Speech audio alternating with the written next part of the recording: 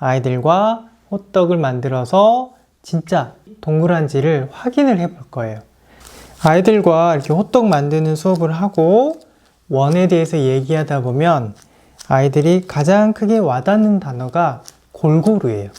왜냐면 호떡을 만들 때도 이렇게 반죽을 둥글둥글하게 골고루 퍼지게 해야 이제 호떡이 동그랗게 나올 수 있다는 생각에 요거에 이제 집중을 하게 되고, 자, 이제 호떡을 한번 구워 보도록 할게요. 후라이팬에.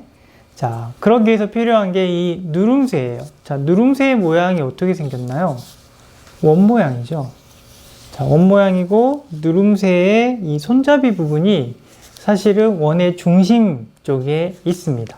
그래서 사실은 이 반죽을 이 가운데 원의 중심 쪽에 이 반죽의 가운데가 딱 오게 해서 가운데를 쭉 이렇게 눌러줍니다. 쭉. 자, 이렇게 호떡을 만드는 과정에서 아이들이 누름새를 최대한 반죽 가운데에 두고 반드시 눌러서 골고루 퍼져나가게 하는 그런 노력을 하면서 원의 개념을 체득하게 되는 건데요. 그런 원의 속성이 사실은 우리 일상에 굉장히 많이 녹아 들어가 있습니다. 아까 우리가 했던 호떡을 만들 때 썼던 프라이팬도 사실은 열을 골고루 가운데서부터 전달해 주기 위해서 이런 동그란 모양을 하고 있죠.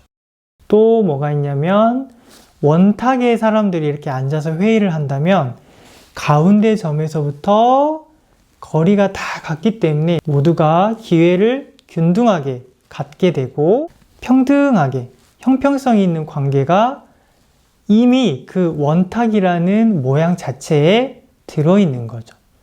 그래서 결국 한 점에서 골고루 퍼져나가서 같은 거리에 있는 점들의 모임이라는 그 원이 기회를 균등하게 어느 한쪽에 치우치지 않게 부여하고 균형감을 이루고 있잖아요. 이렇게 어느 한쪽에 이렇게 치우쳐 있으면은 모양이 대칭을 이루지도 않고 균형을 잡기도 어려운데 사방에 같은 거리로 퍼져 있기 때문에 균형감을 주면서 그런 형태의 모양 자체가 원이라는 거죠. 그래서 원을 배우고 앞으로 내가 살아가면서 원이라는 개념을 이렇게 활용해서 균형감을 줘야 되겠다.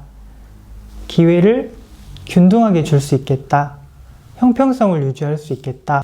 그렇게 자기 삶에 적용해 볼 수 있는 계기가 되는 게 바로 기회균등성, 균형 형평성과 원에 대한 이야기라고 할 수 있습니다.